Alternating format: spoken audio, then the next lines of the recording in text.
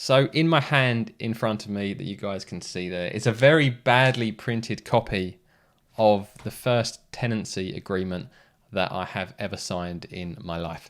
So I became a homeowner back in 2007 at the very peak, just as the global financial crisis was about to start. And I've been a homeowner for the past 15 years. But last week, I signed that contract and I'm taking my first ever rental. Our house has been sold and we've signed up for a 2-year deal on that rental. So in this video, we're going to be taking a look at the reasons why I think the housing market is, if it hasn't started already, about to crash over the next 18 months to 2 years. So we can see at the moment, housing prices in the UK are at an all-time high.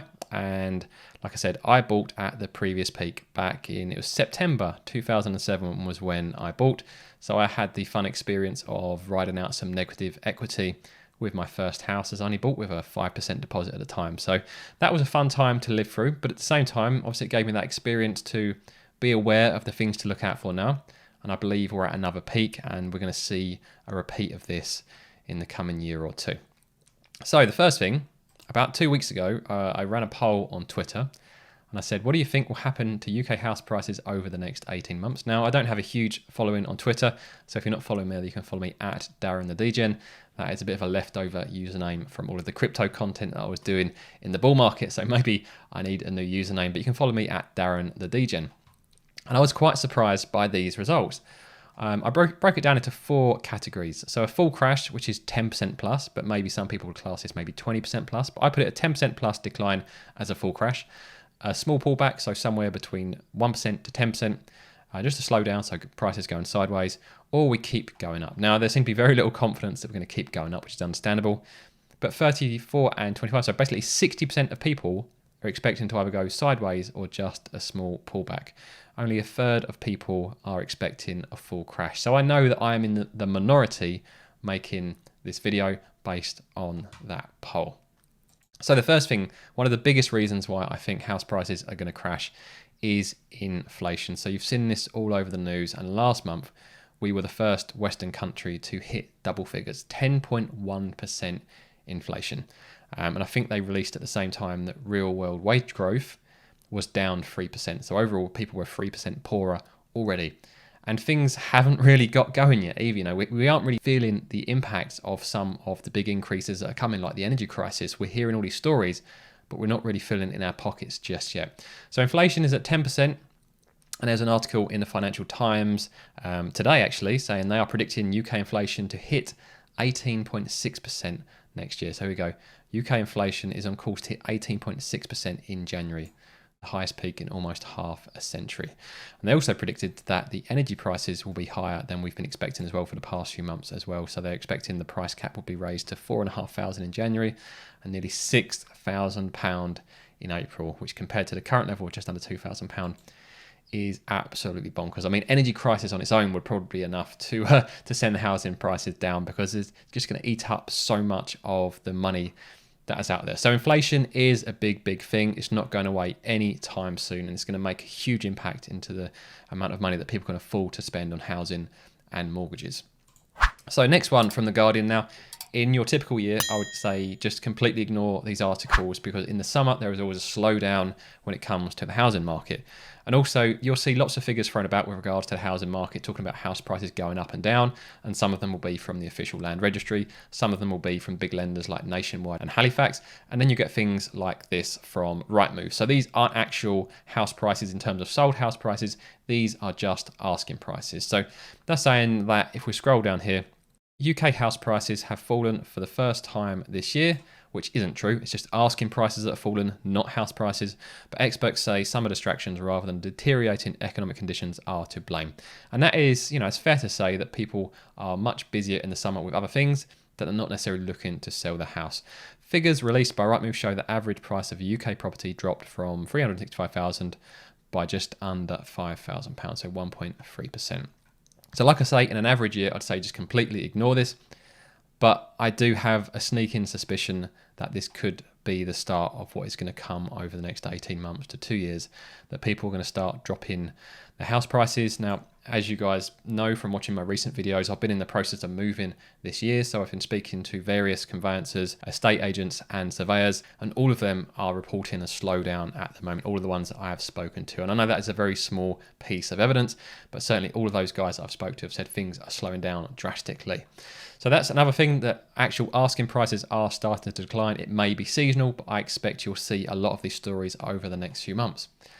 Now, this next one, some of you guys may not have heard of. This is the DXY or the Dixie. And this is a measure of the strength of the US dollar versus a basket of other leading currencies. Now, what generally happens in bear markets and recessions is old school thinking gets people to pull all of their money out of the other currencies and invest it in the US dollar, as that is usually the strongest currency in terms of recession.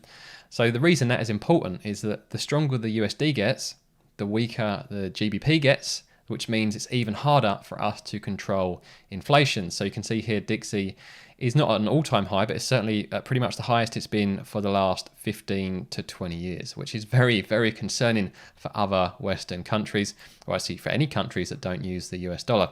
And if you compare the GBP versus the US dollar, we're down to 118 per pound, which is a tiny amount compared to what we've been used to in the past, and all of the stuff that we buy in USD is going to be costing more, and it's going to be very difficult to get inflation under control all the time that our currency is getting weaker. So it's another thing that will contribute towards the inflation narrative and making that difficult to control, which in turn will make people poorer, which then follows through to people not being able to afford their mortgages. On top of that, and as you'd expect, and I've covered previously, is that the Bank of England base rate is continuing to increase, and with inflation hitting 10.1% last month, when they get together again, I think it's around the mid-September, I don't see any way they're not going to hike this again. I would expect at least half a point, so I think this will be at 2.25%. And I wouldn't be surprised by the end of the year to be very close to the high twos, if not 3%, on the Bank of England base rate, which again makes mortgages and housing more unaffordable. So just to give you a quick example of what that could mean in the real world, if we take the current average house price, which is around about £285,000, and let's say people have been borrowing over the past couple of years at around 1.5%, and their monthly mortgage payment was £1,140. Actually, it wouldn't be these exact figures. This is just an example because, of course, they wouldn't be mortgaging for 100%. But let's say they had a £250,000 mortgage instead. Let's take it down a little bit. And they're paying £1,000 per month. Let's say all of a sudden their fixed rate deal expires and they have to take a new mortgage. And this time around, they're paying 3%. So all of a sudden, their bill has gone up £186. Now, I think that is on the optimistic side, and I think people that are going to be changing their mortgage over the next year or two could easily be seeing 4 to 5%. So at 4%, you've gone up £320. So put £320 on your mortgage, in addition to the extra £300 to £400 you're spending on your energy bill. There's not going to be a huge group of people that can afford that easily, and then that has to filter through to house prices. So up next, just following on from what I was saying, these are the predicted energy price caps at the moment. But I think, again, from what we're seeing pretty much every day at the moment, they seem to be predicting these higher and higher. So what used to be a direct debit of about £100 a year or two ago is going to be about £400 direct debit per month, which is absolutely insane. And I really feel for everyone, especially myself, because we're all going to be struggling with these payments. Now, one thing I do see from time to time is if things are so bad, why are house prices still going up? Well, there is a lag with housing. So houses are always almost the last asset to respond. So when the markets go down and when the markets go bearish, housing always lags and takes a while to catch up. So if you take, for example, completed transactions at the moment, on average, here we go, how long does it take to move in 2022? And this is from Rightmove, so they're going to have the best stats probably for this. At the moment, it is taking, on average, from agreed sale date, 150 days. That is 5 months of lagging data. So for example, we completing on a house at the moment, selling a house at the moment. This was for a sale we made in April and it is now August. So we're not going to see some of these figures if the price drops are coming. They're going to be on a 4 to 5 month delay. So if things start turning now, we might not see the land registry start reporting drops until early 2023. But it doesn't mean that house prices aren't in decline. So you're going to see Rightmove and people like that leading with the price drop stories because they're going to have the most recent asking prices, but the land registry figures will catch up 4 to 5 months later. And if we go back to the house prices and look at the GFC, the global financial crisis, we saw all the big stories at the end of 2007, what was kicking off around the world. But house prices didn't bottom out until March, April 2009. So about 18 months later it took for house prices. And that is my sneaky suspicion. That is my thesis as to what may be happening at the moment. This is going to top off over July, August and September as the sales from earlier on in the year, which were very, very bullish, are going to filter through. Then we're going to start to see a decline, and we may not see the bottom of the market until kind of spring to summer 2025 would be my guess at the moment. So that's why I've taken a 2-year rental, is that's how much time I want to give this to play out. And just one final thing, as this is a question I've been getting already from immediate friends and family, is basically, am I throwing money away by just going into a rental? Well, the first basic answer that I've been giving people is, say for example, I wanted to buy a house for £500,000 and over the next 2 years we get a 10% decline. That's £50,000 I'm going to be saving on the property that I'm looking to buy in. Now my rental over the next 2 years is going to cost me an awful lot less than that. So that alone would mitigate it if that is what plays out. Now if I'm wrong and house prices go up, then fair enough, I'm wrong. But I have quite an amount of conviction in this that house prices are going to go down at least 10%. And if they do, that will easily cover my rental costs. On top of that, you're also going to have the equity available. Now, obviously, everyone's got different amounts of equity, and the figures here I'm going to give you an example. Of course, I'm not going to put down how much equity I've got on the internet, but let's say, for example, you've got £100,000 of equity, and the savings rate at the moment, if we go to, we've got Money Supermarket for a fixed rate. So if you want to lock up your money for a year, this is for an FSCS protected account. So never invest in a savings account that isn't FSCS protected. And if you're investing large amounts, remember you're only protected £85,000 per individual account, 170 for a joint account. So for example, if you've got £300,000 to £400,000 to put in a savings, spread it over a number of different accounts with different providers because you want to get the FSCS protection on all of that money. But let's say at the moment we can get 3% with the base rates. We're currently at 1.7%. So we'll go back here and we can get 3% interest, pop that in. That means we're going to get £250 per month towards our rent, or effectively it's interest that you can help put towards your rent. But let's say you've got £200,000 in equity and you've got £500 towards your rent. So you've got £500 towards your rent. So it's only costing you maybe a few £100 per month to pay your rent.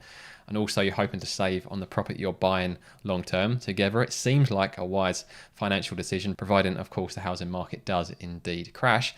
But if interest rates do get up to maybe 5 or 6%, say 5%, and you've got, let's say, £300,000 of equity, which is quite possible, you could be earning more from interest than you'll be paying in your rent. So there are a number of ways you can look at it. Renting isn't always chucking money away, and it's easy for me to say now that because I'm looking to rent, whereas obviously when I'm a homeowner, I would probably be more critical of renting, and that's just the way it goes. People are going to have their natural biases with this. So that's my take on the housing market at the moment. I do think things are going to go very wrong over the next 18 months to 24 months.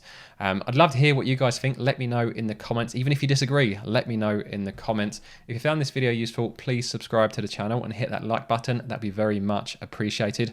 And what I'm going to do now is pop up a video showing you how you can claim up to £1,650 to help you through the energy crisis and with the soaring costs that are coming over the next few months. And I'll see you guys in the next video.